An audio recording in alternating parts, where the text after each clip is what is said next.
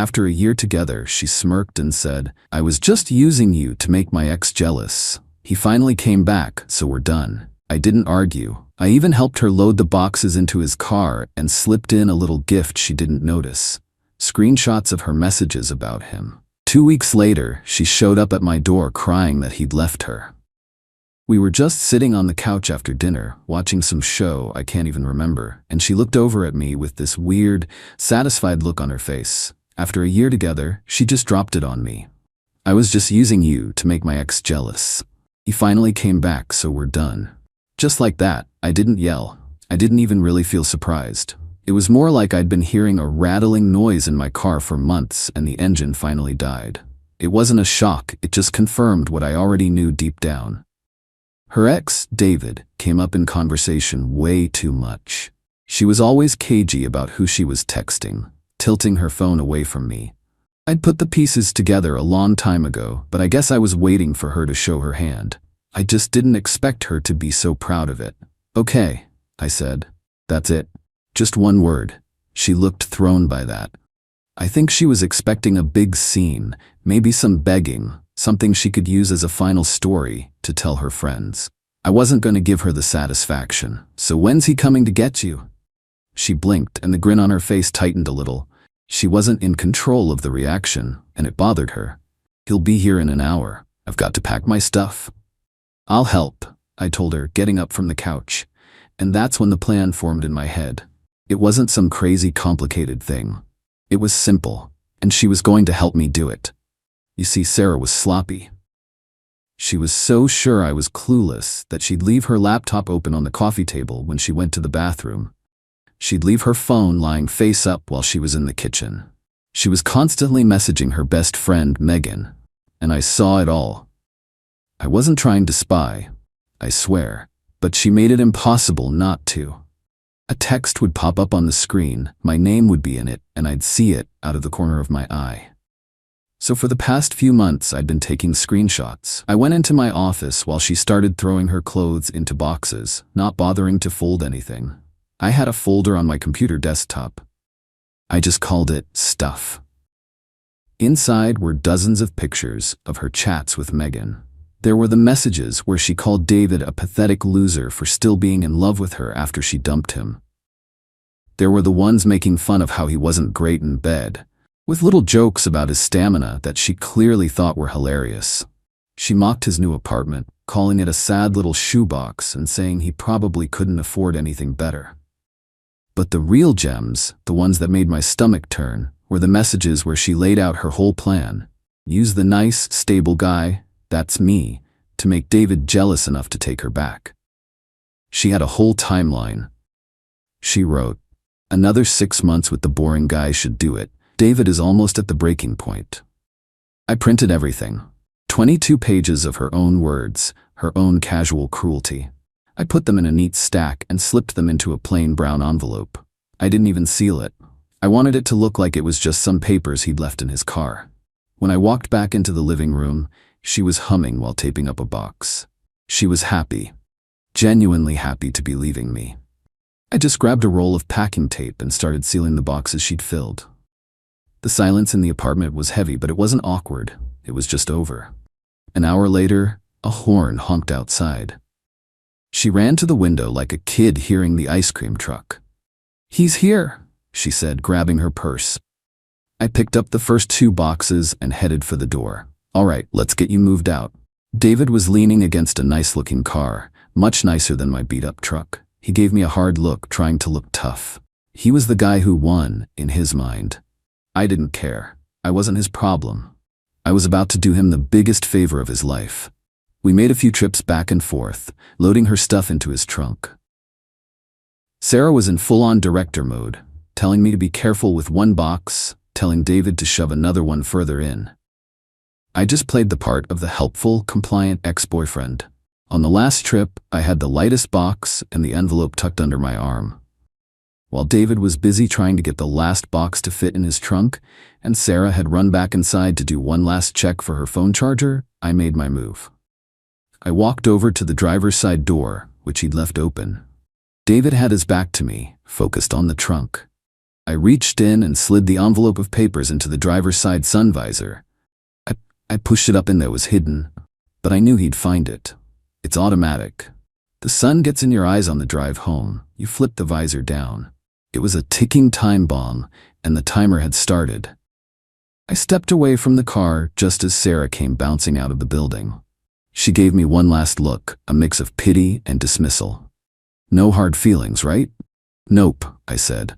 Good luck with everything. She got in the car without another word, and they drove off. I didn't watch them go. I just went back inside my apartment and slid the deadbolt across. It was finally quiet. The next 2 days were all about reclaiming my space. I changed the sheets on the bed, threw out all her half-used toiletries from the bathroom, and rearranged the living room furniture back to the way I liked it. It felt good. The bomb went off 3 days later. I got a friend request on social media from David. I accepted, and a message came through immediately. Hey, I know this is weird, but can I call you? I need to thank you. I sent him my number, and my phone rang less than a minute later. Man, thank you, was the first thing he said. He sounded completely stunned. I found your gift yesterday. Sun was in my eyes on my way home from work. I pulled down the visor, and a ton of papers just fell all over my lap. I pulled over and read every single one. He told me he saw it all. The messages about him being pathetic, the jokes about his apartment, the crude comments about their past, the entire detailed plan to use me to get to him. He said he felt sick to his stomach. He walked inside his apartment, found Sarah unpacking her boxes and humming, and just tossed the papers on the table in front of her. He said she tried to deny it, of course. She said I was a psycho and that I had faked all of it to ruin her life. But he said the messages were so specific, so much in her voice, with details only she would know, that he knew they were real. Then she started crying. She said she only wrote those things because she was hurt and missed him so much. She tried to make it about him, saying he shouldn't believe some papers over her. But he said it wasn't just the insults. It was seeing how calculated and cold she was. He wasn't a person to her.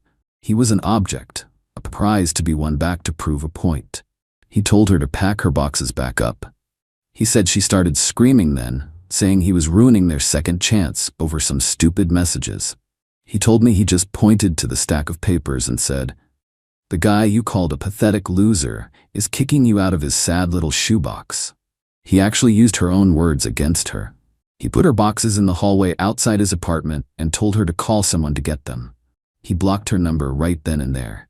"She's not your problem anymore," I told him. "Nope, and I seriously owe you one," he said. "You saved me from a world of trouble." We ended the call on good terms. Two guys who had dodged the same bullet. I felt a sense of closure. The plan had worked perfectly. A few days of peace went by. I was starting to feel normal again.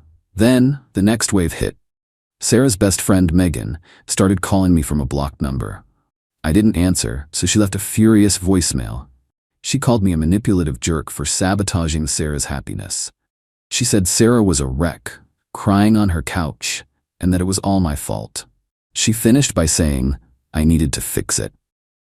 The idea that I was supposed to clean up a mess Sarah made with 2 different men was just insane. I deleted the message and blocked the number. Of course, that wasn't the end of it. The next escalation was the social media campaign.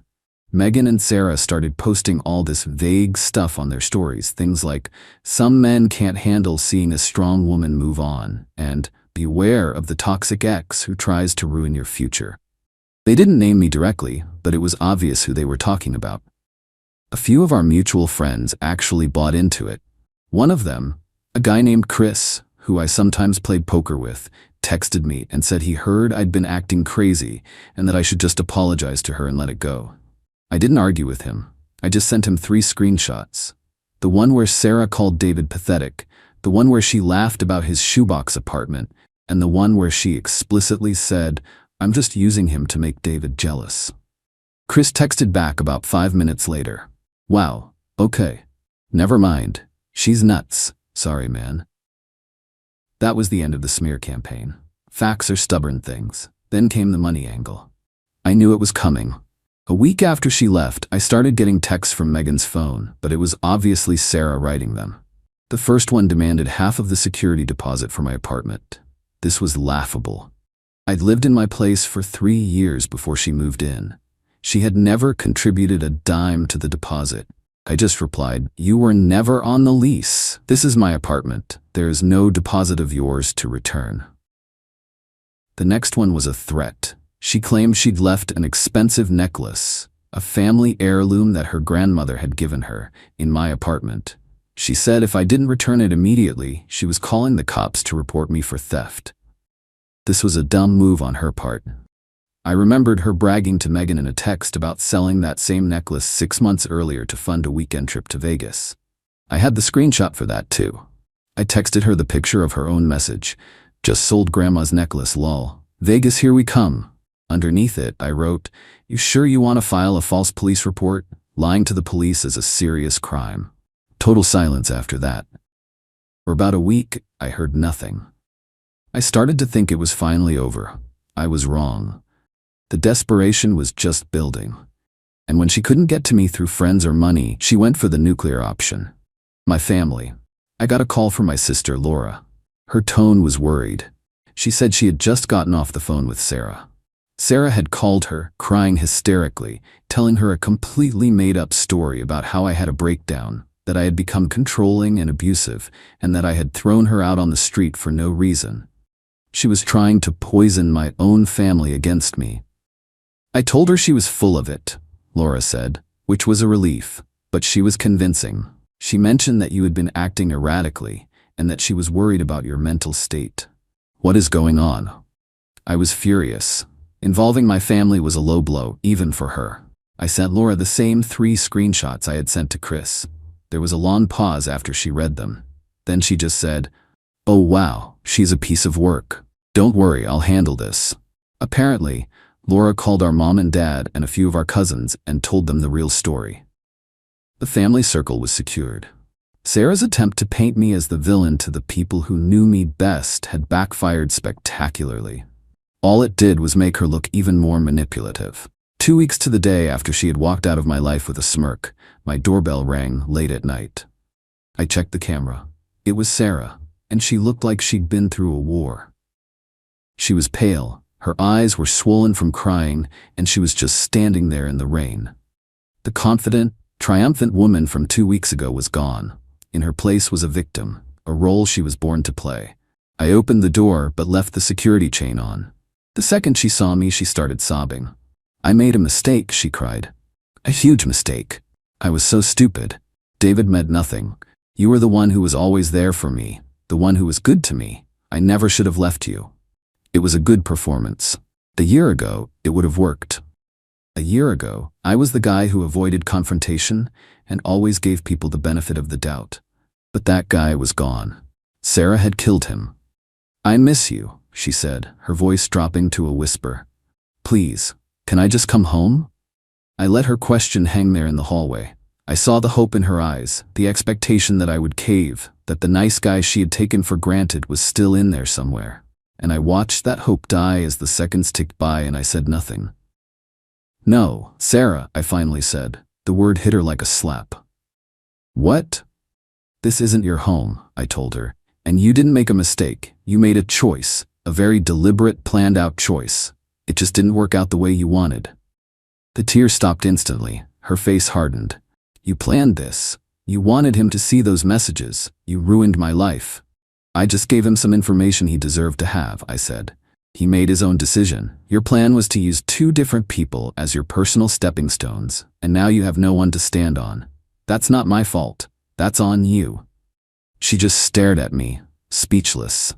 She had run out of lies, run out of manipulations, run out of people to blame. "You're only here because your plan failed," I told her. "You don't want me. You want a place to land because you have nowhere else to go. But you're the one who burned the landing strip. Goodbye, Sarah." I closed the door on her shocked face and slid the deadbolt home. I could hear her start to yell, but I just walked away and put on some music. I didn't need to hear it. It was just noise.